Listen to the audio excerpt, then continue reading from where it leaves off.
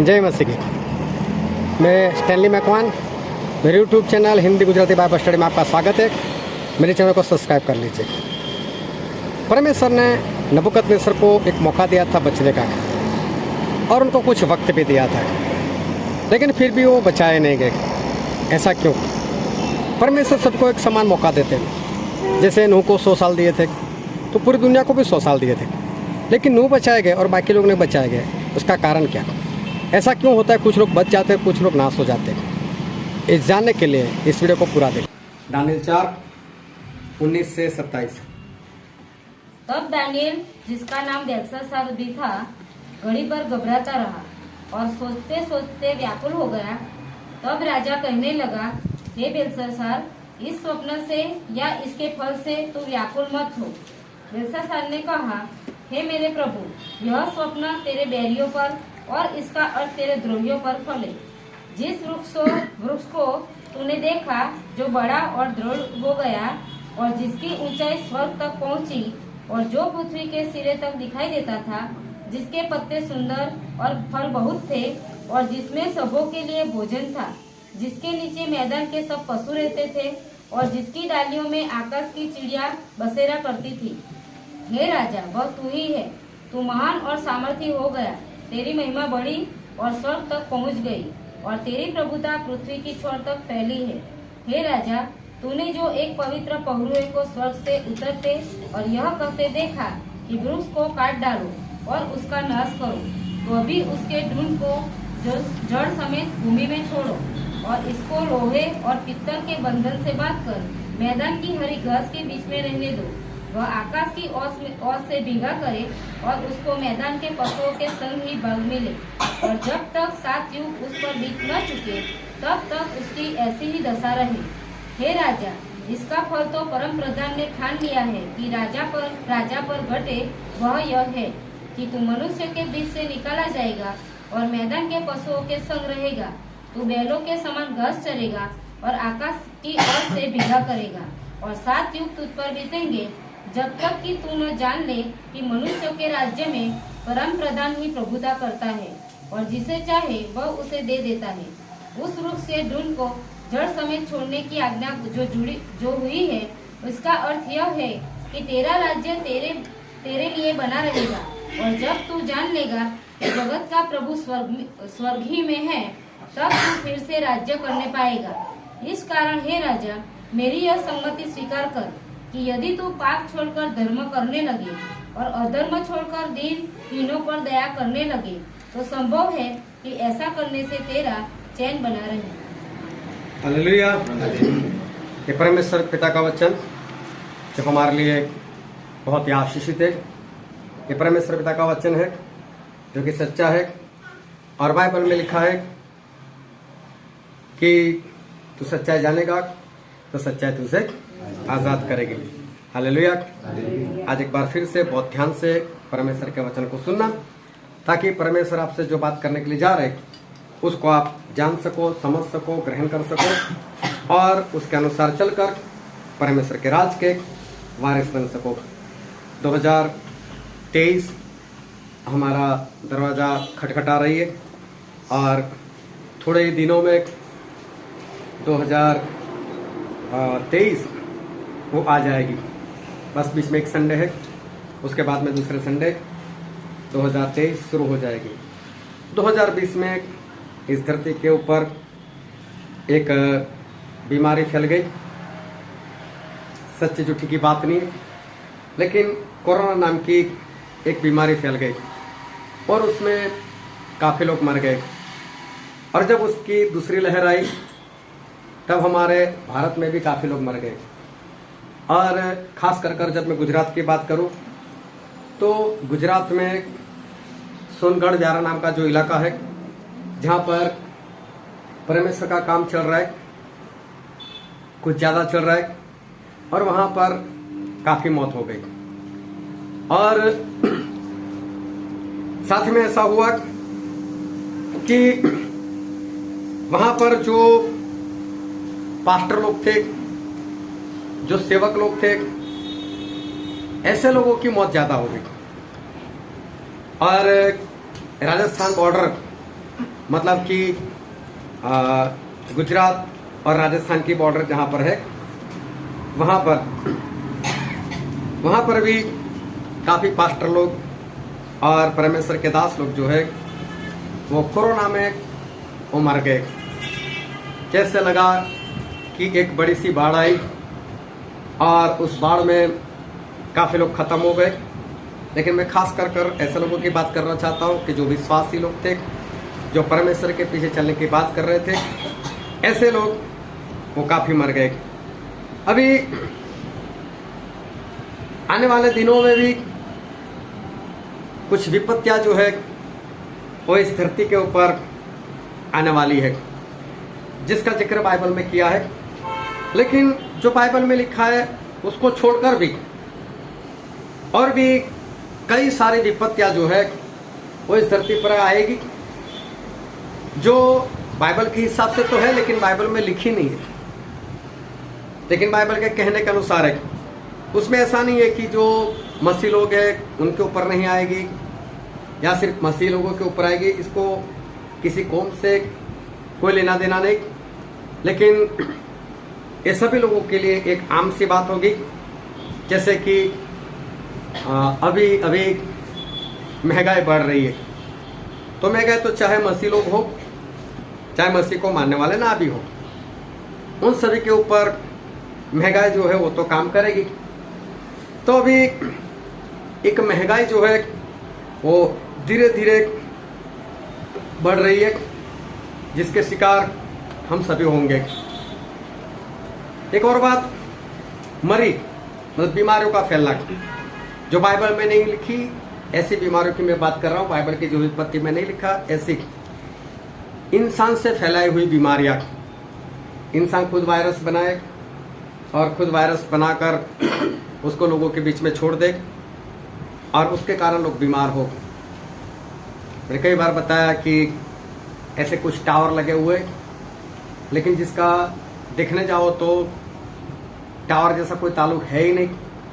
मालूम नहीं क्यों लगाए, लेकिन मेरा डाउट है कि उसके अंदर से कुछ ऐसी किरणें निकालते होंगे लोग कि जिसके कारण लोग बीमार हो जाते हैं, खांसी सर्दी हो जाती है, गले में खराबी हो जाती है, फिर अस्पताल में जाते हैं, रिपोर्ट निकलवाते हैं, तो रिपोर्ट में जो भी वो लोग बीमारी चाहते हैं वो बीमारी दिखाई देती है और इंसान मर जाता है। जो पानी हमारे घरों में आ रहा है, हो सकता है कि उस पानी के अंदर ऐसा कुछ डालते हो जिसके कारण इंसान की हालत ऐसी हो जाए वो बीमार हो जाए।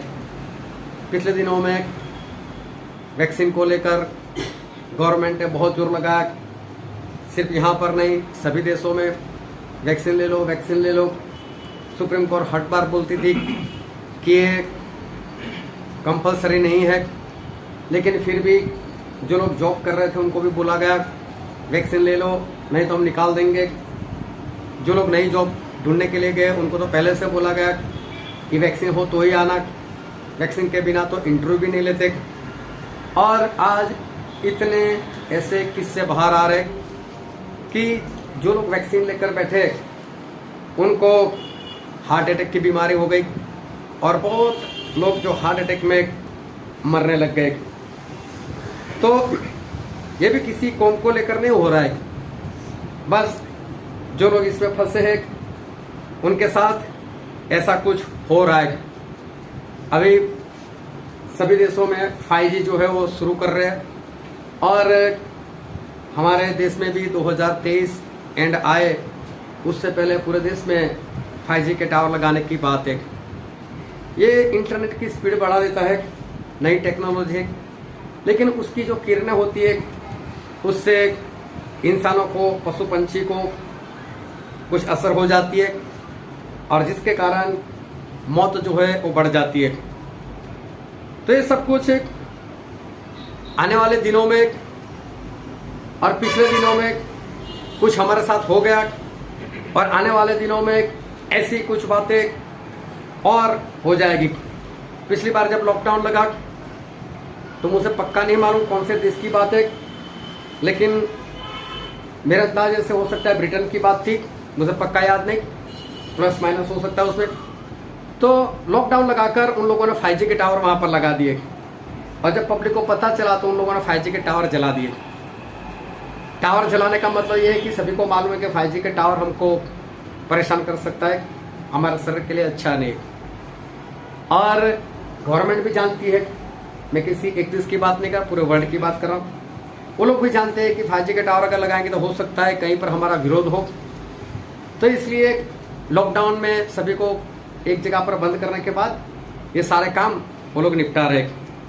अभी पिछले दिनों में चाइना में लॉकडाउन लगा, बहुत भारी लॉकडाउन लगा, और चाइना वालों ने विरोध किया, सभी लोग रोड के ऊपर उतर आए, फिर भी लॉकडाउन चलता रहा मालूम कब तक, और फिर जाकर उन्होंने सभी लोगों को आज़ाद किया कि ठीक है अभी आप सफ़र कर सकते हो। सही में इतना कुछ होता नहीं है कि इंसान को लॉकडाउन करना पड़ेगा, लेकिन फिर भी करते हैं, और लोगों को एक जगह पर बंद कर कर मालूम नहीं वो कौन सा काम अपना जो है वो निपटा लेते हैं जो हमारे विरोध में है, और उसके कारण जो कुछ भी होगा, हो सकता है बीमारियां बढ़ जाए, हो सकता है लोग कमजोर हो जाए, हो सकता है कई मौतें हो जाए।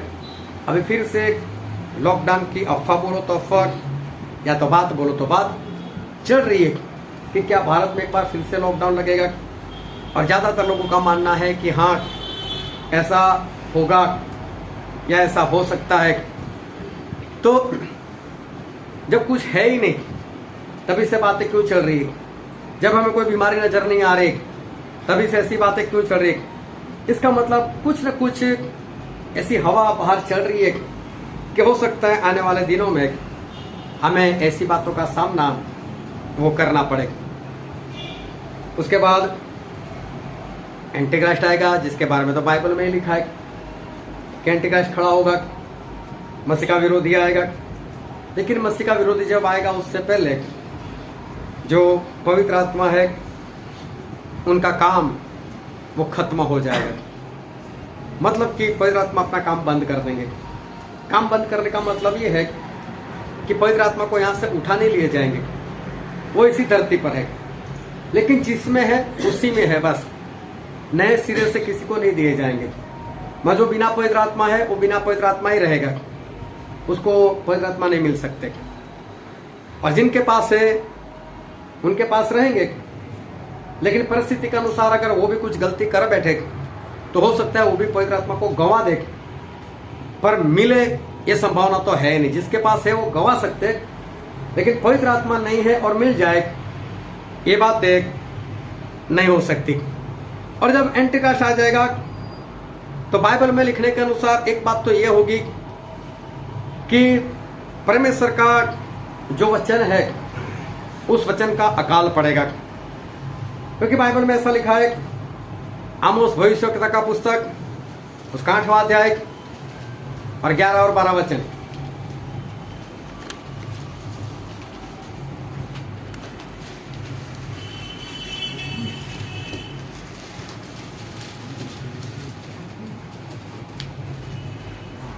परमेश्वर यहोवा की यह वाणी है, देखो ऐसे दिन आते हैं जब मैं इस देश में महंगी करूंगा, उसमें न तो अन्न की भूख और न पानी की प्यास होगी, परंतु यहोवा के वचनों के सुनने ही की भूख प्यास होगी।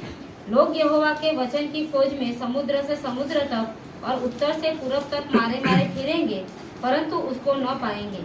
हालेलुया। लोग परमेश्वर के वचन को लेकर समुंदर से समुंदर तक वो मारे मारे फिरते रहेंगे, लेकिन कहीं पर उनको परमेश्वर के वचन नहीं मिलेंगे। पहले भी बता चुका हूं, एक बार फिर से बताता हूं, इसको याद रखना। परमेश्वर के वचन को उस वक्त कौन ढूंढेगा जबकि अकाल पड़ा है, पवित्र आत्मा का काम ही बंद है। जब पवित्र आत्मा ही नहीं है, कौन वचन ढूंढेगा? किसको जरूरत है? और जिनके अंदर पवित्र आत्मा है उनके साथ तो वचन भी है, तो वो भी ढूंढने के लिए नहीं भागने वाले। तो फिर ऐसे कौन होंगे जो परमेश्वर के वचन के लिए इधर उधर भागेंगे? बहुत ध्यान समझता है। आज परमेश्वर के वचन पूरी दुनिया में है या नहीं है या नहीं है? थोड़ा जोरों से बोलो। नहीं है। पृथ्वी का जो गोला है उसके बीच में क्या है? उसके बीच में क्या है? नरक। वहां पर है परमेश्वर का वचन। वहां पर धनवान गया था, ढूंढ रहा था ना वचन, वचन को ढूंढ रहा था ना। क्या उसको मिलने वाला है वचन? उसको नहीं मिलेगा वचन। अभी वो चाहता है वचन, अभी वो चाहता है लाजर को भेजो मेरे पास नहीं तो मेरे भाइयों के पास भेजो, मेरे बाप के घर भेजो। चाहता है ना वो? नहीं है वचन। मतलब ऐसे लोग वचन को ढूंढेंगे जिनको वचन मिल चुके हैं, माना नहीं। बहुत बार सुना, बहुत बार सिखाया, कल करेंगे, परसों करेंगे, वो चाहे लापरवाही हो, चाहे आलस हो, चाहे कुछ भी हो आपके जीवन में, जिसके कारण आप वचन सुनते गए, नहीं माना, अभी नहीं होगा, कल नहीं होगा, परसों नहीं होगा, होगा तो देखा जाएगा, करेंगे।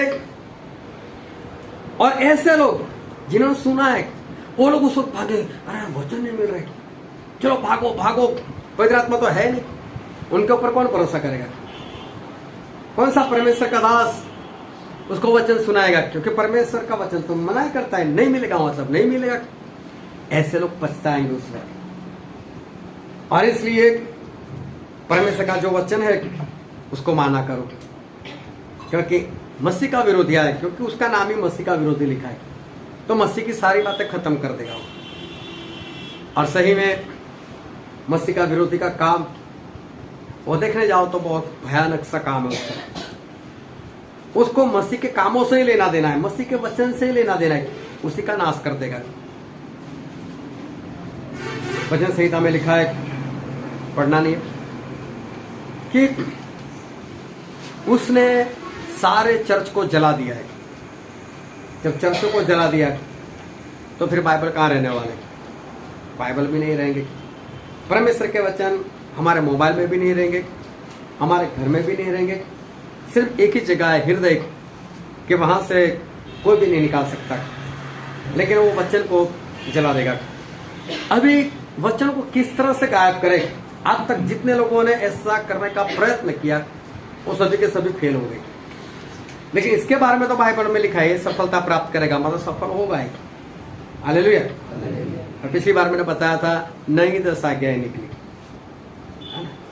अभी देखने जाओ तो उसमें आज्ञा जैसा कुछ है भी नहीं, बड़ी बात दिखती नहीं है। लेकिन जिसकी जैसी निगाह है कि सिनाई पहाड़ के ऊपर परमेश्वर आए और परमेश्वर ने 10 आज्ञा दी, उस परमेश्वर की जगह पर सारे धर्म के धर्म गुरु वहां पर इकट्ठे होते हैं, और जब वो 10 आज्ञा देते हैं तो वो ये कहना चाहते हैं कि कोई परमेश्वर नहीं, हम परमेश्वर, उसकी आज्ञा नहीं, हमारी आज्ञा। मतलब सोचो, उन्होंने अपने आप को परमेश्वर की जगह पर ठहरा दिया। आज कितने भी लोग होंगे जो लोग इस आज्ञा को मानेंगे, क्योंकि उनके धर्म गुरु ने यह आज्ञा दी है। इसी तरह से हो सकता है पूरा बाइबल इधर से उधर पलटा दे, बाइबल तो रहेगा, लेकिन पूरा उल्टा कर आपके हाथ में रख दिया तो। अभी मैं किसी के घर गया था, हम लोग मीटिंग शुरू कर रहे थे, शुरुआत का ही वचन जिसने पढ़ा, मैंने बोला ये दूसरा वाला बाइबल है, मत पढ़ो, अर्थ बदल जाते उसमें। अभी ऐसे ही वचन मिल गए तो ओरिजिनल वचन कहाँ मिलने वाले? ओरिजिनल को ढूंढने के लिए कहाँ जाओगे? और इंसान को ऐसा लगेगा मेरे पास तो है ही। ये सब कुछ मसीह के विरोधी के वक्त में होने वाला है। इतना नहीं, लेकिन फिर प्रकाशित वाक्य में ऐसा लिखा है, उसका 13वां अध्याय, उसका 7वां वचन,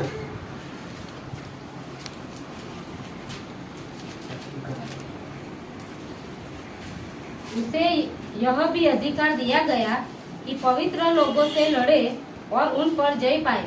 यहाँ पर ऐसा लिखा है, उसको ये अधिकार मिला कि पवित्र लोगों से लड़े मतलब परमेश्वर के लोगों से लड़े और उन पर जय पाए, मतलब पवित्र लोगों को मार दे, खत्म कर दे। हालेलुया। मसीह के विरोधी को ऐसा अधिकार मिला है कि वो परमेश्वर के लोगों को मार दे। फिर आगे लिखा है वहीं पर प्रकाशित वाक्य उसका 13 अध्याय और पढ़ो तो उसका 12 वचन। वह उस पहले पशु का सारा अधिकार उसके सामने काम में लाता था और पृथ्वी और उसके रहने वालों से उस पहले पशु की जिसका प्राण घातक गौ अच्छा हो गया था पूजा करता था। वह बड़े बड़े चिन्ह दिखाता था, यहाँ तक कि मनुष्य के सामने स्वर्ग से पृथ्वी पर आग बरसा देता था। 12 वचन एक बार फिर से पढ़ो। वह उस पहले पशु का सारा अधिकार उसके सामने काम में लाता था और पृथ्वी और उसके रहने वालों से उस पहले पशु की जिसका प्राण घातक गौ अच्छा हो गया था पूजा करता था। यहाँ पर लिखा है कि जो मसीह का विरोधी है उसकी आराधना करवाएगा, उसकी पूजा करवाएगा वो। तो ऐसा नहीं किसी किसी के पास, ये सभी लोगों के पास जो परमेश्वर को मानते ऐसे लोगों के पास भी वो पूजा करवाएगा, आराधना करवाएगा। इसका दूसरा मतलब है कि राज उसी का है, तो जो आराधना ना करे उसको मार भी सकता है, खत्म भी कर सकता है। फिर उसका 15 और 16 वचन। उसे उस पशु की मूर्ति में प्राण डालने का अधिकार दिया गया कि पशु की मूर्ति बोलने लगे और जितने लोग उस पशु की मूर्ति की पूजा न करें उन्हें मरवा डाले। हाँ, जितने लोग उसकी मूर्ति की पूजा ना करें उसको तो वो मरवा डाले, उसको भी खत्म कर दे, मूर्ति पूजा भी करवाएगा। और आगे बढ़ो। उसने छोटे बड़े, धनी कंगाल, स्वतंत्र दास सबके दाहिने हाथ या उनके माथे पर एक एक छाप करा दी कि उसको छोड़ जिस पर छाप अर्थात उस पशु का नाम या उसके नाम का अंक हो अन्य कोई लेन देन न कर सके। देखो वो अपनी एक निशान देता है, एक मुहर देता है, और जिसके पास वो मुहर ना हो वो कोई भी लेन देन नहीं कर सकता, मतलब खरीद नहीं सकता, बेच नहीं सकता, कुछ भी नहीं कर सकता है। ऐसे में किस तरह से परमेश्वर के लोग रह पाए? क्योंकि अगर उसकी मुहर लेते हैं तो नरक में जाना है, नहीं लेते तो हम खरीद नहीं सकते, बेच नहीं सकते, कमाई नहीं कर सकते, कुछ भी नहीं कर सकते। तो करना क्या है? अगर हमारे घर में बचत है तो अभी हम निकाल नहीं सकते, खरीद ही नहीं सकते, तो करना क्या? उसके वक्त में ऐसी ऐसी विपत्तियां जो है आने वाली। फिर आगे लिखा उसका 16वां अध्याय प्रकाशित वाक्य, उसका 16वां अध्याय उसका 2 वचन। अतः पहले स्वर्गदूत ने जाकर अपना कटोरा पृथ्वी पर उंडेल दिया, तब उन मनुष्यों के जिन पर पशु की छाप थी और जो उसकी मूर्ति की पूजा करते थे एक प्रकार का बुरा और दुखदायी फोड़ा निकला। यहाँ पर लिखा है कि लोगों को फोड़े निकले। यहाँ पर एक बात है कि जो परमेश्वर के लोग हैं जिनके पास पवित्र आत्मा की मुहर है उनके ऊपर ये विपत्ति नहीं है, लेकिन अगर उस वक्त पवित्र आत्मा खो बैठे हो तो ये बात उसके साथ जरूर होगी कि उसको फोड़ा निकल आएगा। फिर आगे बढ़ो, उसका 3 वचन। दूसरे स्वर्गदूत ने अपना कटोरा समुद्र पर उंडेल दिया और वह मरे हुए मनुष्य के लहू जैसा बन गया। फिर ऐसा होगा कि पानी जो है समुद्र का वो लहू बन गया। फिर उसका 4 वचन पढ़ो। तीसरे स्वर्गदूत ने अपना कटोरा नदियों और पानी के सोतों पर उंडेल दिया और वे लहू बन गए। इसका मतलब कि पीने का पानी भी लहू बन गया। पहले तो समुद्र का पानी लहू बन गया, उसके बाद पीने का पानी जो है वो भी लहू बन गया। फिर इसका 8वां वचन पढ़ो। चौथे स्वर्गदूत ने अपना कटोरा सूर्य पर उंडेल दिया और उसे मनुष्यों को आग से झुलसा देने का अधिकार दिया गया। गर्मी इतनी बढ़ गई कि इंसान सूरज की गर्मी से मर जाएंगे। अभी कई लोग ये भविष्यवाणी कर रहे हैं कि आने वाले दिनों में भारत में बहुत गर्मी होगी और बहुत लोग जो है वो मर जाएंगे। मैं उसको बाइबल से नहीं बता रहा, तो बाइबल की कोई भविष्यवाणी, बाइबल की बात अलग से। ये तो उस वक्त की है कि जब मसीह का विरोधी खड़ा हो जाएगा, उस वक्त इतनी गर्मी होगी पूरे वर्ल्ड के अंदर, सिर्फ भारत में नहीं, और सब लोग इंसान जो है मर जाएंगे। ये भी जो परमेश्वर को नहीं मानते ऐसे लोगों के लिए, जिनके पास पवित्र आत्मा की मुहर है, उनको ऐसा कुछ नहीं होगा। लेकिन मैं इसलिए बता रहा हूँ कि उस वक्त पवित्र आत्मा नहीं हुआ तो क्या करोगे?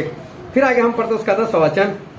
पांचवें स्वर्गदूत ने अपना कटोरा उस पशु के सिंहासन पर उंडेल दिया और उसके राज्य पर अंधेरा छा गया। लोग पीड़ा के मारे अपनी अपनी जीभ चबाने लगे। बाइबल में लिखा है ऐसा अंधकार छा जाएगा, लोग पागल जैसे हो जाएंगे और उनके जीवन में पागलपन जैसे सवार हो जाएगा और वो लोग एक अंधकार के कारण अपनी जबान को चबा लेंगे, यहाँ तक पागल हो जाएंगे। ऐसी विपत्तियाँ जो है वो आखिरी दिनों में आने वाली है और समझ लो कि उन दिनों के बहुत निकट तक जो है वो हम लोग पहुँच गए।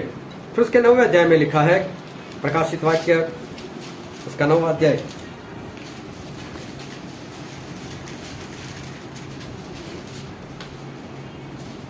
और पढ़ो तो उसका 1 से लेकर 4 वचन। जब पांचवें स्वर्गदूत ने तुरही फूंकी तो मैंने स्वर्ग से पृथ्वी पर एक तारा गिरता हुआ देखा और उसे अथाह कुंड की कुंजी दी गई। उसने अथाह कुंड को खोला और कुंड में से बड़ी भट्टी का सा धुआं उठा और कुंड के धुएं से सूर्य और वायु अंधकारमय हो गए। उस धुएं में से पृथ्वी पर टिड्डियां निकली और उन्हें पृथ्वी के बिच्छुओं की सी शक्ति दी गई।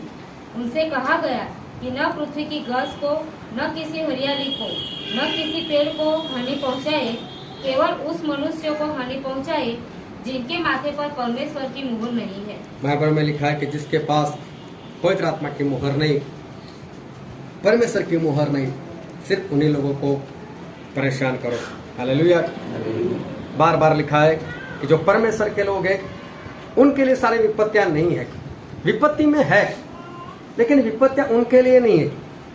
लेकिन जिस तरह से मसीह के लोगों के काम हम देखते हैं उससे पता चलता है कि मुहर दिखाई नहीं देती।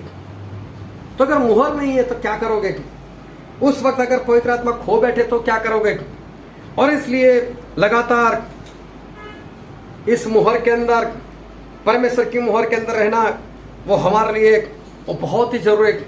ऐसी विपत्तियां जो है इस संसार के ऊपर आने वाली है।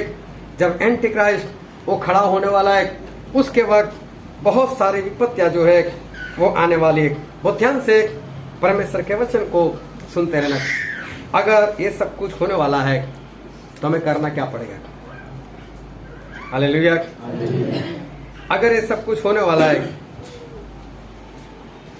तो हमें करना क्या पड़ेगा? क्या कभी किसी ने सोचा कि ऐसी घटना होने वाली है तो मैं अपने आप को तैयार करूं? क्या उस वक्त के लिए आप लोगों ने कुछ सोच कर रखा है? क्या आपने कुछ ऐसी बातें या ऐसा कोई प्रयोजन, ऐसा कुछ आयोजन कर रखा है कि उस वक्त जब ऐसी परिस्थिति होगी तुम उसे करना क्या है? ये सारी बातें हम सिर्फ बाइबल में पढ़ते हैं। इसकी जो भयानकता है उसका अंदाजा नहीं होता हमको। जब सुलेमान इस धरती के ऊपर राजा थे और परमेश्वर उनको ज्ञान दिया था, और बाइबल में ऐसा लिखा है कि ऐसा ज्ञान ना तो पहले किसी राजा में था या किसी इंसान में था, ना उसके बाद में किसी को इतना दिया जाएगा। इतना ज्ञान, और उस ज्ञान की बातें सुनकर शेबा की जो रानी थी वो उसको मिलने के लिए आई और ऐसे ऐसे सवाल लेकर आई कि वो आकर सुलेमान को वो उलझन में डालने लगी। लेकिन ऐसा कुछ हुआ नहीं। वो बोलते गए और सुलेमान उत्तर देते गए और आखिर में उससे क्या बोला मालूम है? तेरे ज्ञान की चर्चा मैंने सुनी थी और सुनकर ऐसा लगता था कि इतना ज्ञान नहीं हो सकता। लेकिन जब मैंने खुद आकर देखा तो मुझे ऐसा लगा मैंने जितना सुना था वो तो आधा भी नहीं था। हालेलुया। ये कुछ ऐसी चीजें हैं जो हम सुन रहे, समझ रहे हैं, ये तो हम आधा भी नहीं। इसकी भयानकता कितनी होगी वो सोचो।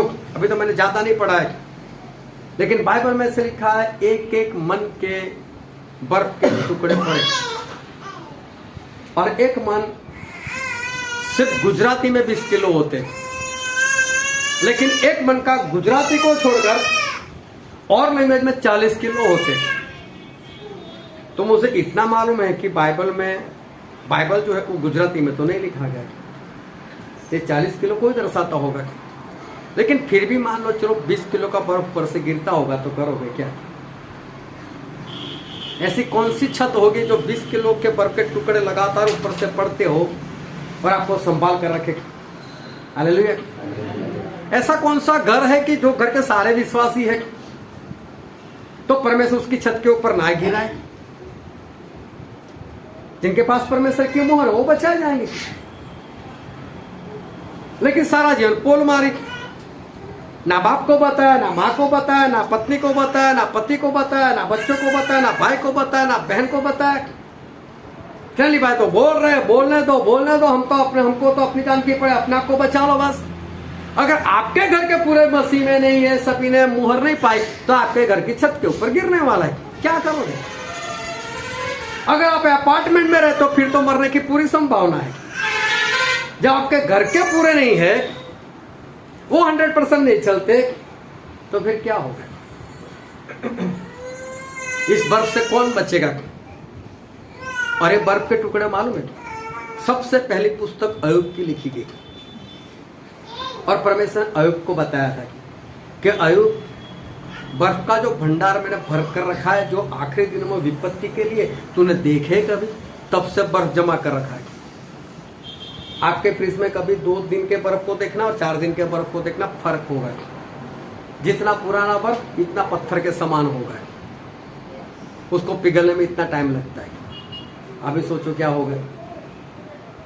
अय्यूब के जमाने से, उससे पहले तो परमेश्वर ने बना कर रखे, तो जब डालेंगे तब क्या होगा?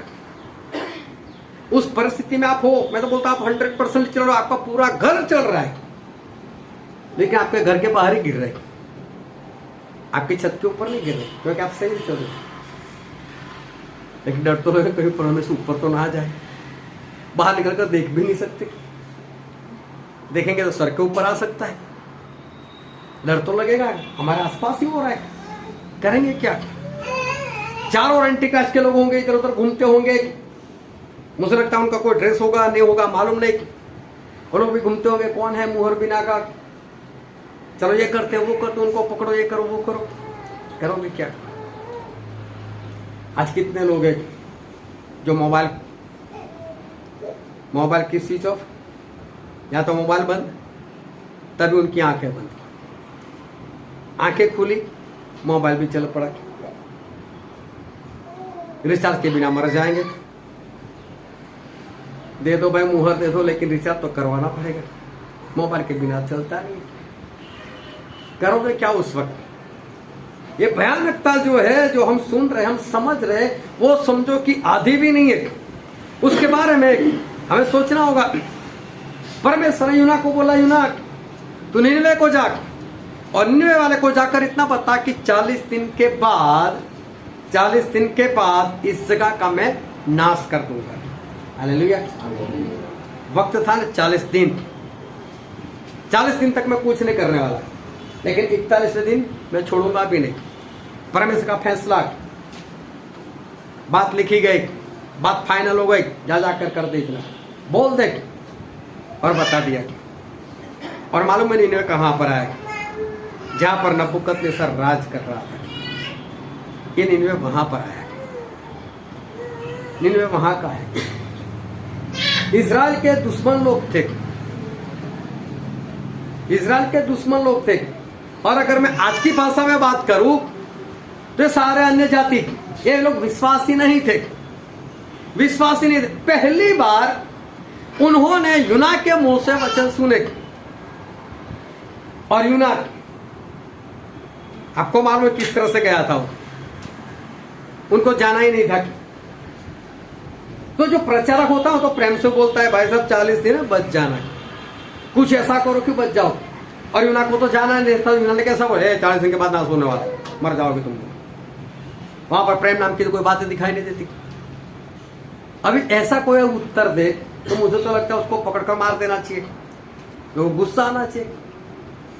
लेकिन निनवे के अंदर कितनी बस्ती थी मालूम है?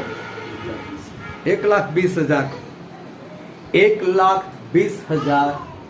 उसी वक्त, उसी पर जो आज तक परमेश्वर को नहीं मानते थे, जिनके पास बाइबल नाम की चीज नहीं थी, जिनके पास कोई भविष्यवक्ता नहीं था, जिनके पास कोई प्रचारक नहीं था, एक ही प्रचार सुनकर 1,20,000 लोग एक मन एक चित्त हो गए। राजा के साथ सभी लोगों ने एक ही बात बोली, पश्चाताप करो, सभी लोगों ने बोला कपड़े निकालो, सभी लोगों ने बोला टाट पहनो, सभी लोगों ने बोला राख में बैठो, कोई कुर्सी पर नहीं बैठेगा। सभी लोग उपवास, 40 दिन लगातार उपवास, ना खाना है ना पीना है। हालेलुया।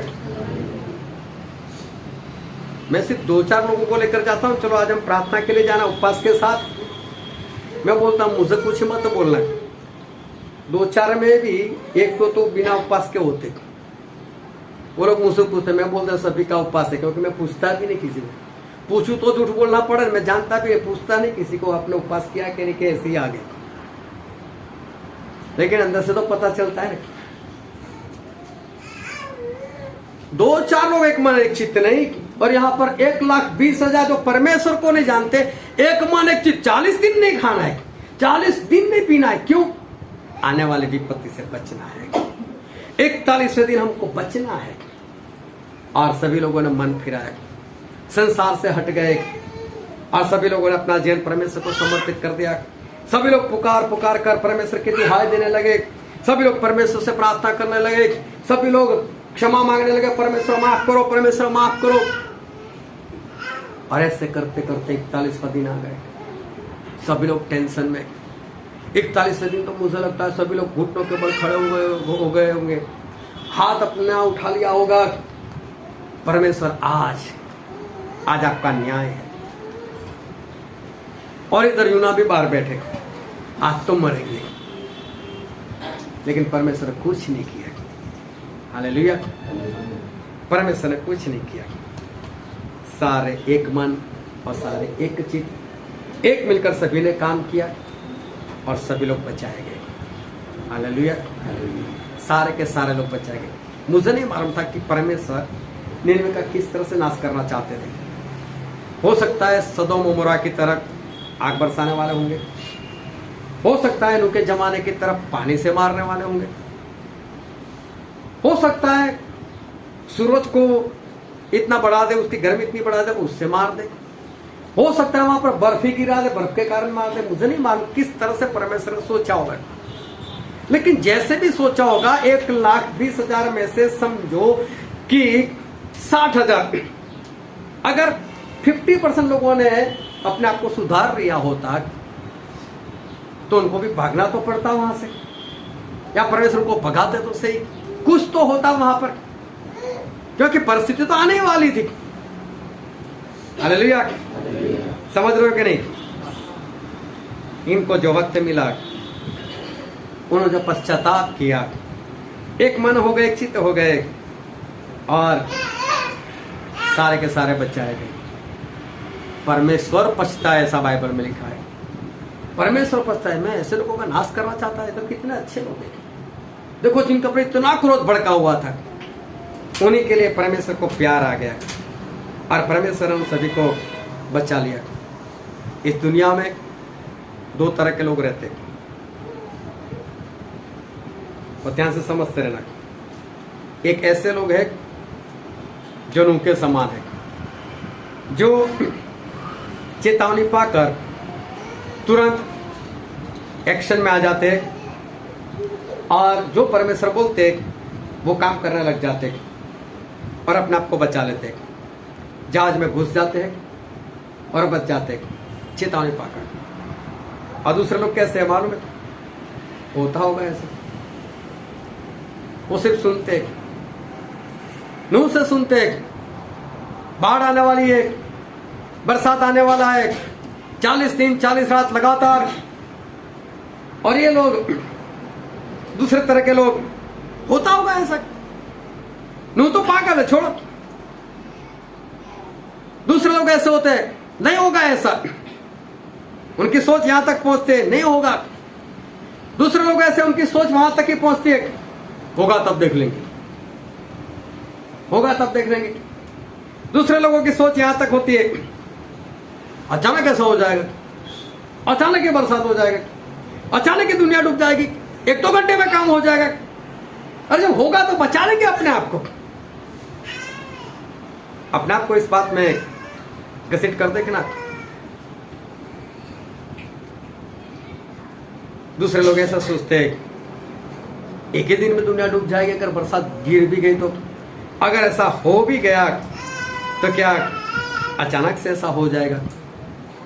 अचानक से ऐसा कुछ नहीं होगा।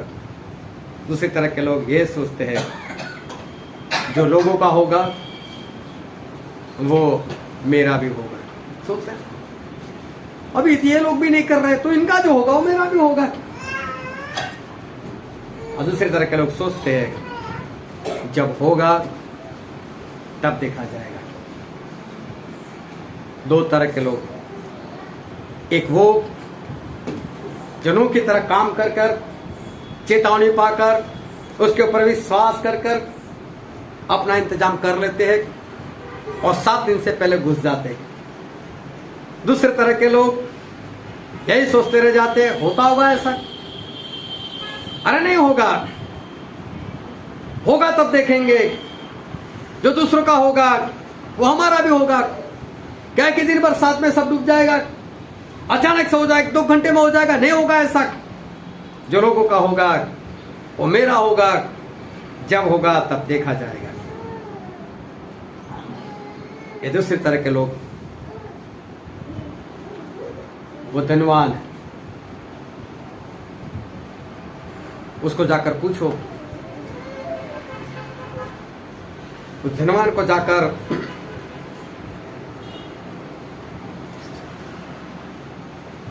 जाकर पूछो ये सारे सवाल उसके जीवन में यही था। उसने यही सोचा था देखा जाएगा, जब होगा तब देख लेंगे, नहीं होगा ऐसा नहीं हो सकता। लेकिन क्या उसको बचने का मौका मिला?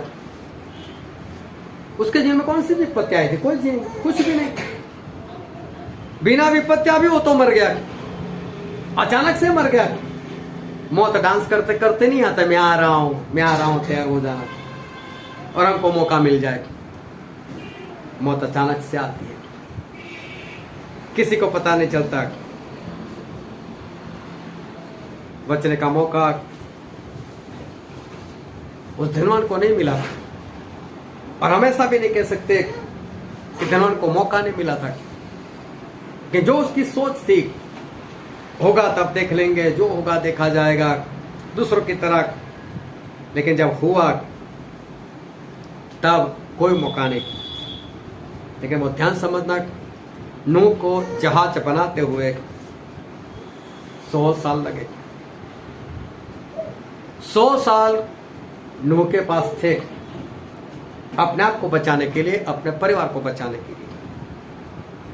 और वही 100 साल पूरी दुनिया के लिए भी थे, अपने आप को बचाने के लिए और अपने परिवार को बचाने के लिए। नूह बचा पाए, वो लोग नहीं, जबकि मौका दोनों को बराबर का मिला था, वक्त दोनों को बराबर का मिला था।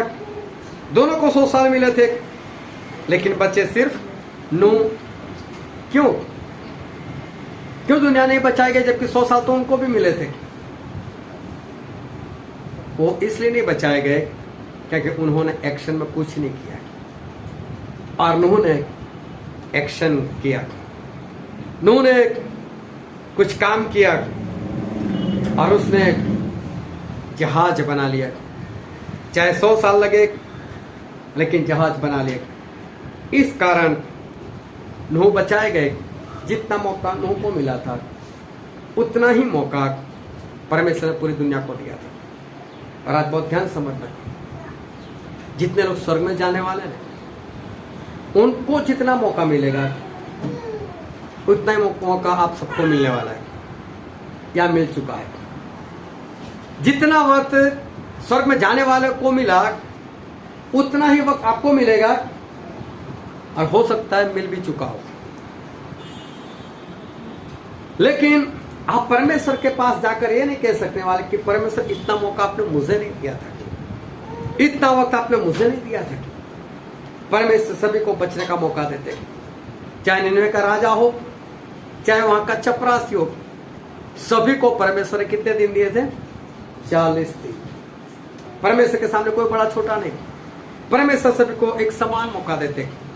और जो वचन आज हमने पढ़ा था दानियेल भविष्यवक्ता का पुस्तक उसका 4था अध्याय, और वहां पर ऐसा हुआ कि वहां का जो राजा था नबूकदनेस्सर राजा, वो पूरी धरती के ऊपर राज कर रहा था। और उसको एक सपना आया, और सपने में उनको ऐसा कुछ दिखाई दिया कि धरती का जो गोला था उसके बीच में से एक पेड़ बाहर आया। इतना बड़ा हुआ, इतना बड़ा हुआ कि पूरी धरती उसकी छाया में आ गई। उसके नीचे पशु पंछी बसेरा करने लगे, पंछी उसकी डालियों के ऊपर घोंसला बनाने लगे। लेकिन तभी अचानक से सफेद वस्त्र पहने हुए आकाश में से एक पवित्र इंसान आया और इसने बोला कि इस पेड़ को पूरा काट दो, लेकिन जड़ से नहीं, ऊपर का थोड़ा हिस्सा, उसका मूल में उसका थड़ जो है वो रखना, बाकी सब कुछ काट डालो। और सब कुछ काट दिया। उसके नीचे से पशु पंछी सारे भाग गए, सारी डालियां काट दी गई। और बोला जो थड़ है, जो मूल है, उसको बेड़े से बांध दो, इसको पशु बना दो, इसके ऊपर 7 काल मतलब कि 7 साल बीत जाएंगे, इसके ऊपर ओस पड़ेगी, इसके ऊपर बरसात पड़ेगी, ऐसा करो। और हम बाइबल में पढ़ते हैं दानियेल का पुस्तक उसका 4था अध्याय और 10 से लेकर 17 वचन। 10वें वचन से, जो दर्शन मैंने पलंग पर पाया वह यह है, मैंने देखा कि पृथ्वी के बीचों बीच एक वृक्ष लगा है, उसकी ऊंचाई बहुत बड़ी है। वह वृक्ष बड़ा होकर दृढ़ हो गया और उसकी ऊंचाई स्वर्ग तक पहुंची, और वह सारी पृथ्वी की छोर तक दिखाई पड़ता था। उसके पत्ते सुंदर और उसमें बहुत फल थे, यहाँ तक कि उसमें सबों के लिए भोजन था। उसके नीचे मैदान के सब पशुओं को छाया मिलती थी, और उसकी डालियों में आकाश की सब चिड़िया बसेरा करती थी, और सब प्राणी उससे आहार पाते थे। मैंने पलंग पर दर्शन पाते समय क्या देखा कि एक पवित्र पहरुआ स्वर्ग से उतर आया। उसने ऊंचे शब्द से पुकार कर यह कहा, वृक्ष को काट डालो, उसकी डालियों को छाट दो, उसके पत्ते झड़ दो और उसके फल बिखरा डालो। पशु उसके नीचे से हट जाए और चिड़िया उसकी डालियों पर से उड़ जाए, तो भी उसके ढूंढ को जड़ समेत भूमि में छोड़ो, और उसको लोहे और पित्तल से बंधन से बांध कर मैदान की हरी घास के बीच में रहने दो। यहाँ पर लिखा है कि नबूकदनेस्सर जो राजा था उसको जो सपना आया, वो सपने के बारे में यहाँ पर लिखा है। और इस तरह से ये सपना था जो मैंने भी बता दिया।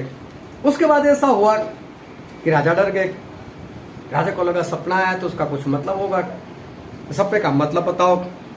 तो ज्ञानियों को बुलाया गया, लेकिन किसी को भी ये सपने का मतलब नहीं पता चला। आखिर में दानियेल को बुलाया गया और दानियेल ने सपना सुना। पढ़ो तो आगे वहीं से। तो भी उसके ढूंढ को जड़ समेत भूमि में छोड़ो, और उसको लोहे और पित्तल के बंधन से बांध कर मैदान की हरी घास के बीच रहने दो। वह आकाश की ओर से भीगा करे और भूमि की घास खाने में मैदान के पशुओं के संग भागी हो। उसका मन बदले और मनुष्य का ना रहे, परंतु पशु का सा बन जाए, और उस पर 7 काल बीते। यह आज्ञा पहरुओं के निर्णय से और यह बात पवित्र लोगों के वचन से निकली कि जो जीवित है वे जान ले कि परम प्रधान परमेश्वर मनुष्य के राज्य में प्रभुता करता है। यहाँ पर लिखा है नबूकदनेस्सर को जो पूरा सपना आया, और परमेश्वर ने एक बात बताई सपने से कि चाहे कोई इंसान चाहे पूरी धरती के ऊपर राज करे, लेकिन उसके ऊपर भी परमेश्वर है, और परमेश्वर का राज हमेशा का है, और वो जब चाहे किसी को भी गिरा सकते, जब चाहे किसी को भी उठा सकते। इतना पावर, इतनी शक्ति हमारे परमेश्वर में। फिर दानियेल को बुलाए गए। पढ़ो तो आगे।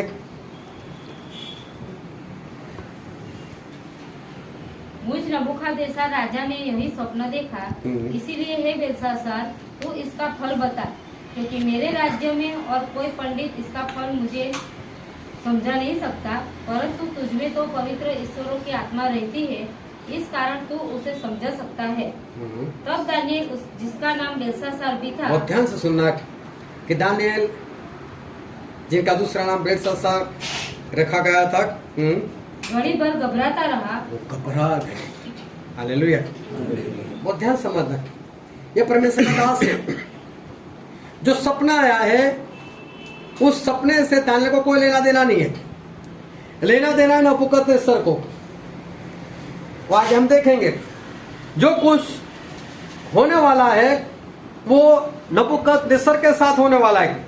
दानियेल को इससे कोई लेना देना नहीं, लेकिन बाइबल में ऐसा लिखा है कि दानियेल घबरा गए। फिर से पढ़ो ये वचन। तब दानियेल, जिसका नाम बेलशास्सर भी था, हाँ, घड़ी भर घबराता रहा बाइबल में लिखा है कि दानियेल घबरा गए। फिर आगे पढ़ो। और सोचते सोचते व्याकुल हो गया। वो तो व्याकुल हो गए। तब राजा कहने लगा, हाँ, हे बेलशास्सर, हाँ। इस स्वप्न से या इसके फल से तू व्याकुल मत हो। और देखो राजा क्या बोलते, हे बेलशास्सर, हे दानियेल, मत डर इस सपने से, इसके अर्थ से मत डर, तो डरने की कोई आवश्यकता नहीं। हाँ, बेलशास्सर ने कहा, हम्म। हे मेरे प्रभु, यह स्वप्न तेरे बैरियों पर और इसका अर्थ तेरे द्रोहियों पर फल हो। हालेलुया। अभी ध्यान से समझो, एक और राजा है, उसको सपना आया है। सपने का मतलब दानियेल को पता चल गया। अभी तक पता है ना, अभी बताएंगे। लेकिन जो उसका मतलब है, जो भविष्य में होने वाला है, उसके कारण दानियेल डर गए। और दानियेल कौन है? परमेश्वर के भविष्यवक्ता। और सामने कौन है? एक सिंपल सा राजा। चाहे पूरी धरती के ऊपर राज कर रहा हो, लेकिन परमेश्वर के भविष्यवक्ता के आगे उसकी कोई औकात नहीं। और देखो डर कौन रहा है? दानियेल परमेश्वर का भविष्यवक्ता, परमेश्वर का दास। बस यही बात है। परमेश्वर के दास लोग डर रहे, होगा क्या, होगा क्या, और ये लोग मर जाएंगे, ये लोग नरक में जाएंगे, ये लोग इस धरती पर भी नहीं रह पाएंगे, ये लोग कैसे जीवन जिएंगे। और ये सब कुछ सोचकर, बाइबल से पढ़ पढ़कर जब परमेश्वर के दास लोगों को बता रहे तो वो अंदर से डर रहे, क्योंकि उनको मालूम है भयानकता कैसी है। और मालूम है विश्वासी लोग, हमको तो एक ही बात ध्यान में रखनी है कि एंटी क्राइस्ट की मुहर नहीं लेनी है। हाँ, तो तू क्या ऐसे खड़े रख ले, मार दे मुझे। तू आज तेरे बाप से डरता है, तू तेरी माँ से डरता है, तू तेरे भाइयों से डरता है, तेरे घर में बर्थडे आती है, तेरे घर में शादी होती है, तू मीटिंग को छोड़ देता है और सब एंटी क्राइस्ट को बोलेगा मार दे मुझे। तू अभी कुछ नहीं कर सकता, तेरे रिश्तेदारों के सामने कुछ नहीं कर सकता, और उस वक्त तू ऐसा बोलेगा कि मुझे मोहर मत दे और मैं नहीं लेना, तुमसे हो सके वो कर लो। ये बात उसको नहीं पता चलती, लेकिन परमेश्वर को दास को दिखा देती है मरने वाला है, इसलिए वो डर जाता है क्या होगा इसका, क्या होगा इसका। 1 घंटा जो वडोदरा से लेकर हाल सफर नहीं कर सकता, वो भी हफ्ते में 1 दिन, और जिसके पास सीखता है वो हर हफ्ते में 7 बार वहां पर सफर काटता है, उसके बाद भी वो तो आगे का सफर काटता है, उसको देखकर वो नहीं कर सकता और बोलता है एंटी क्राइस्ट के सामने तो मैं ऐसे खड़ा रहूंगा, मार दे मुझे, क्या उसमें ताकत आने वाली है। समझ में आ रही है बात? इसलिए जो दिखाई देता है ना परमेश्वर के दास को डर जाता है, इसका क्या होगा, खुद के लिए नहीं डरता। दानियेल खुद से नहीं डरता मेरा क्या होगा, मैं इसको और से बताऊंगा मुझे मार डालेगा, ऐसी डर नहीं है उसको। डर तो ये कि राजा इसका होगा क्या, ये समझ नहीं पा रहा है। इसको पहले भी परमेश्वर का अनुभव हो चुका है, उसने मेरे 3 मित्रों को डाल दिया था आग में, फिर भी मालूम नहीं कौन से परमेश्वर के पीछे चलता है, इसको पता नहीं चलता कि मेरा परमेश्वर सच्चा क्यों पीछे नहीं चलता, डर लग रहा है ये मारा जाएगा, आज भी नहीं सुधरने वाला है।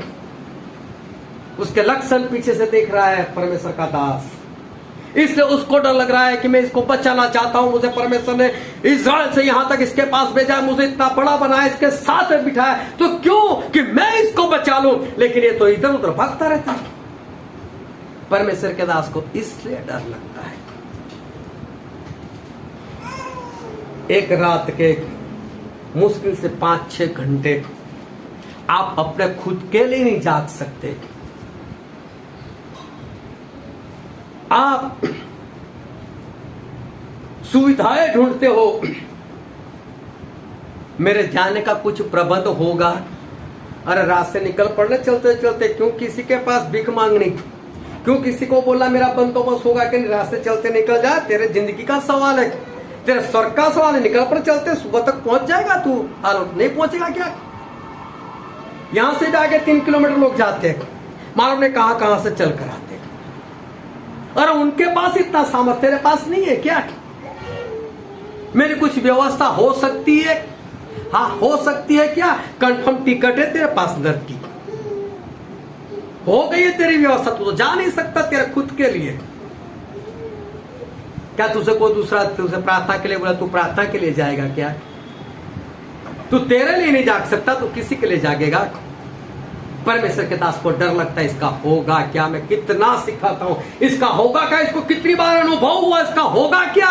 परमेश्वर के दास को डर लग रहा है कि राजा मर जाएगा, उसको खुद का डर नहीं है, उसको सामने वाले का डर कि मैंने इसके पीछे कितनी मेहनत की, बरसों से इसके साथ हूं, वो डर लग रहा है उसको कि मेरी मेहनत व्यर्थ में चली जाएगी, ये राजा नाश हो जाएगा, ये डर लग रहा है उसको।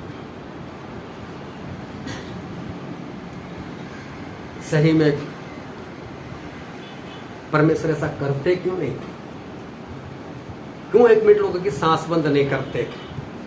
क्यों लोगों को 2-4 मिनट के लिए 2-4 पल के नरक में डालकर बाहर नहीं निकालते? बता दे उनको मैं कौन हूं। सब लोग भागने लगेंगे, लेकिन हम परमेश्वर को जानते हैं, पहचानते हैं। दानिएल घबरा गए, दानिएल बोलता जो तेरे साथ होने वाला तेरे दुश्मन के साथ हो, बहुत भयानक बात होने वाली, हमको नहीं पता था, वह देखा जाएगा, खड़े होगा तो देख लेगा, और तू आज नहीं देख सकता, तू कल क्या देखेगा? मैंने ऐसे ऐसे लोगों को दिखाया, पत्नी एक आंख लाल कर देना, नहीं जाना है मीटिंग में, नहीं जाओ, और मुझे भी फोन करके बताते क्या टाइम पे फोगट में घर में झगड़ा होना, इसलिए कोई बात नहीं, नर्क में झगड़ा करते रहना, अभी नहीं कर सकता, नर्क में कर लेना। इंसान परमेश्वर को जानने के बाद भी जो करना चाहिए वो नहीं कर सकता है। पढ़ो तो आगे क्या लिखा है? जिस वृक्ष को तूने देखा जो बड़ा और दृढ़ हो गया, और जिसकी ऊंचाई स्वर्ग तक पहुंची, और जो पृथ्वी के सिरे तक दिखाई देता था, जिसके पत्ते सुंदर और फल बहुत थे, और जिसमें सबों के लिए भोजन था, जिसके नीचे मैदान के सब पशु रहते थे, और जिसकी डालियों में आकाश की चिड़िया बसेरा करती थी, हे राजा वह तू ही है। देखो बताया कि राजा वो पेड़ कोई और नहीं, ये तू है। तू आज चाहे कितना भी बड़ा हो, तू आज चाहे जो भी हो, तू आज चाहे कितने लोगों को खाना खिलाता हो, तू आज चाहे कितने लोगों की सुरक्षा करता हो, लेकिन राजा वो पेड़ तू है। और पढ़ो आगे। तू महान और सामर्थी हो गया, तेरी महिमा बढ़ी और स्वर्ग तक पहुंच गई, और तेरी प्रभुता पृथ्वी की छोर तक फैली है। हे राजा, तूने जो एक पवित्र पहुरुए के स्वर्ग से उतरते और यह कहते देखा कि वृक्ष को काट डालो और उसका नाश करो, तो अभी उसके ढूंढ को जड़ समेत भूमि में छोड़ो। हालेलुया। बोला कि तूने पवित्र पुरुष को देखा, उसने बोला सब कुछ काट डालो, लेकिन फिर भी इस पेड़ को पूरा मत काटना, उसकी जड़ को रखना, जड़ से मत उखाड़ना। लेकिन ये पेड़ कोई और नहीं, तू है। पढ़ो आगे। और इसको लोहे और पीतल के बंधन से बांधकर मैदान की हरी घास के बीच में रहने दो, वह आकाश की ओर से बिगा करे, और उसको मैदान के पशुओं के संग ही भाग मिले, और जब तक 7 युग उस पर बीत न चुके तब तक उसकी ऐसी ही दशा रही। बाइबल में लिखा है 7 साल तक तेरी परिस्थिति ऐसी हो जाएगी। और फिर आगे क्या लिखा है? हे राजा, इसका फल जो परम प्रधान ने ठान लिया है कि राजा पर घटे, वह यह है। ठान लिया है परमेश्वर ने, ऐसा होगा ही होगा, ठान लिया परमेश्वर ने। हाँ पढ़ो। वह यह है कि तूने मनुष्य के बीच से तू मनुष्यों के बीच से निकाला जाएगा, तुझे मनुष्य में से हटा दिया जाएगा, और मैदान के पशुओं के संग रहेगा। हाँ, तो जंगली पशुओं के साथ रहेगा, तू बैलों के समान घास चरेगा, तो बैलों के समान घास खाएगा। एक राजा जो आज पूरी दुनिया का गुजारा करता है, उसको घास खिलाया जाएगा। देखो कैसी परिस्थिति। फिर और आकाश की ओर से भिगा करेगा, हाँ। और 7 युग तुझ पर बीतेंगे, 7 साल तक तेरी ऐसी परिस्थिति रहेगी जब तक कि तू न जान ले कि मनुष्य के राज्य में परम प्रधान ही प्रभुता करता है, और जिसे चाहे वह उसे दे देता है। जब तक तू ये वापस ना जान ले कि परमेश्वर ही सब कुछ है, जब तक तू अपना मन नहीं फिराएगा, तब तक तेरी परिस्थिति ऐसी की ऐसी रहेगी। बहुत ध्यान समझता है। दानिएल डर गए थे कहते कहते। वो डर खुद का नहीं था, खुद की मौत का डर नहीं था। डर ये था राजा का क्या, राजा का क्या। कौन सी विपत्ति आ पड़ी थी? नहीं आई थी विपत्ति, वो तो आने वाली थी। अभी कहाँ कुछ हुआ। लेकिन दानिएल डर गए। बोले परमेश्वर ने ठान लिया है। उसका 27 वचन पढ़ो। इस कारण हे राजा, इस कारण हे राजा, बहुत ध्यान सब समझना। इस कारण हे राजा, दानिएल अभी राजा को कुछ नसीहत दे रहे, राजा को कुछ बता रहे। हे राजा, मेरी यह सम्मति स्वीकार कर कि यदि तू पाप छोड़कर धर्म करने लगे, यदि तू पाप छोड़कर धर्म करने लगे, और अधर्म छोड़कर दीनहीनों पर दया करने लगे, और अधर्म छोड़कर गरीब लोगों के ऊपर दया करे, तो संभव है कि ऐसा करने से तेरा चैन बना रहे। तेरा चैन बना रहे। एक मौका है राजा, राजा सब कुछ तेरे साथ होने वाला है, लेकिन फिर भी एक मौका है तेरे पास। अगर तू सुधर जाए, अगर तू पाप को छोड़ दे, अगर तू परमेश्वर का काम करने लग जाए, राजा आखिरी मौका है तेरे पास। तू बच सकता है इस बात से। जब बच सकता है तो दानिएल डरते क्यों? डरने का कारण यही है कि आज तक सुधार नहीं देखा है, आज तक सुधार नहीं देखा, इसलिए दानिएल को डर लग रहा है। लेकिन दानिएल बता रहे कि राजा एक मौका है तेरे पास। अगर तू इस तरह से पाप छोड़ दे, लोगों के साथ अच्छे से व्यवहार करे, परमेश्वर में बना रहे, तो परमेश्वर तुझे बचा सकते इस बात से। एक मौका है तेरे पास, आखिरी। हालेलुया। फिर पढ़ो तो 28 वचन। यह सब कुछ नबूखदनेस्सर राजा पर घट गया। बाइबल में लिखा है सब कुछ हो ही गया उसके साथ, हो ही चुका उसके साथ। आगे पढ़ो। 12 महीने के बीतने पर, 12 महीने बीतने पर, ये तुरंत नहीं हुआ। कितना टाइम लगा? 12 महीने, मतलब एक पूरा साल लगा उसको, पूरा साल लगा। हाँ, जब वह बेबीलोन के राजभवन की छत पर टहल रहा था, हाँ, तब वह कहने लगा, क्या यह बड़ा बाबीलोन नहीं है, जिसे मैंने ने अपने बल और सामर्थ्य से राज निवास होने को और अपने प्रताप की बढ़ाई के लिए बसाया है। 1 साल पहले उसको चिताया गया था। राजा बच्चा, राजा बच्चा, घमंड छोड़ दे। राजा तू लोगों की सेवा करना शुरू कर दे, पाप बंद कर दे। 12 महीने परमेश्वर फिर भी इंतजार किया, तुरंत नहीं होने दिया। परमेश्वर ने 100 साल लगाए नूह के वक्त, तुरंत परमेश्वर ने काम नहीं किया। परमेश्वर ने 40 दिन दिए निन्वे के लोगों को, वक्त देते हैं परमेश्वर मौका देते हैं, परमेश्वर वक्त देते हैं। जितना धर्मी को इतना है कुधर्मी को, जितना है एक मसीह को इतना है अन्य जाति को, परमेश्वर सभी को वक्त देते, पहले से चेतावनी देते। सब कुछ बाइबल में पहले से लिखा हुआ है। नबूकदनेस्सर को मौका मिला, लेकिन फायदा नहीं उठाया। मौका मिला था, वक्त मिला था, 12 महीने मिले थे, पूरा साल मिला था, लेकिन मौके का फायदा नहीं उठाया, वक्त का इस्तेमाल नहीं किया। आपको भी परमेश्वर ने वक्त दिया है, आप लोगों को भी परमेश्वर ने मौका दिया है। जितना वक्त मुझे मिला है, जितना वक्त और लोगों को मिला है, उतना ही वक्त आपको भी मिला है। जितना मौका मुझे मिला है और लोगों को मिला है, उतना ही मौका आप लोगों को भी मिला है। बचना नहीं बचना इंसान के हाथ की बात है। उस तरह से करना नहीं करना, परमेश्वर ने बचाव का रास्ता भी दिया है, कैसे बचा जाए। तो परमेश्वर ने बोला मन फिराओ, बपतिस्मा लो, ताकि पापों की क्षमा मिले और तुम्हें पवित्र आत्मा मिले, और आज्ञाकारी में बने रहो, ताकि पवित्र आत्मा आपके अंदर रहकर बढ़ते जाए। परमेश्वर जितना करते उतना करो, और बच जाओ। उपाय तो परमेश्वर ने भी दिया हुआ है, हम सभी को दिया, मौका दिया, वक्त दिया और साथ में रास्ता भी बता दिया क्या करना है, किस तरह से करना है। लेकिन करना नहीं करना इंसान के हाथ में। दो तरह के लोग, एक नूह के समान जो तुरंत एक्शन कर लेते, चाहे आज तक नहीं देखा लेकिन करो, जहाज बनाओ, और दूसरे से देखा जाएगा, होगा तो देख लेंगे, जो और लोगों का होगा वो मेरा भी होगा, जब होगा तब देखा जाएगा। क्या एक दिन में होगा, अचानक से होगा, क्या अचानक से पवित्र आत्मा गायब हो जाएंगे, अचानक से काम बंद हो जाएगा, पहले कुछ तो होगा, आखिर दिन में मन फिरा होगा, मैं करूंगा, मैं वो करूंगा, वो सब कुछ नहीं होगा।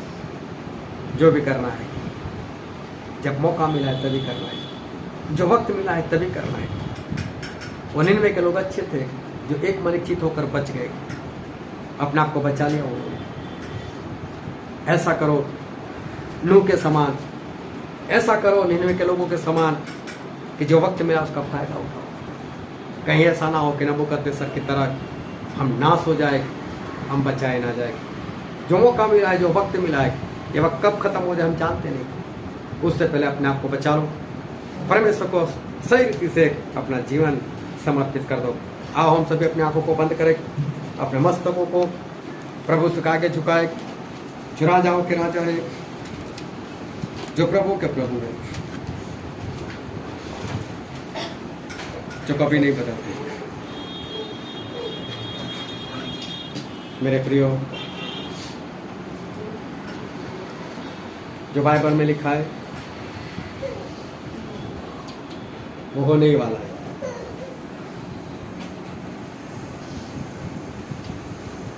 जो विपत्ति आने वाली है वो आने ही वाली है। मौका जितना और लोगों के पास है उतना है हम सभी के पास। बचना नहीं बचना वो हमारे हाथ की बात है। हमें क्या करना है वो हम जानते हैं, लेकिन परमेश्वर ने आज आने वाले दिनों की विपत्तियां और उससे बचने का तरीका, वक्त और मौका, सब कुछ परमेश्वर आपको बता दिया है। आपको क्या करना है वो परमेश्वर आपको बता दिया है। मर्जी आपकी है कि नूह की तरह काम करे, निन्वे के लोगों की तरह काम करे, या नबूकदनेस्सर की तरह नाश हो जाएगा। क्या करना है वो हमारे हाथ में है, लेकिन होशियार बनो, ऐसा करो कि आप बचाए जाओ। ये वचन समझने के लिए, ग्रहण करने के लिए, उसके अनुसार चलने के लिए प्रभु यीशु की कृपा हम सभी पर होने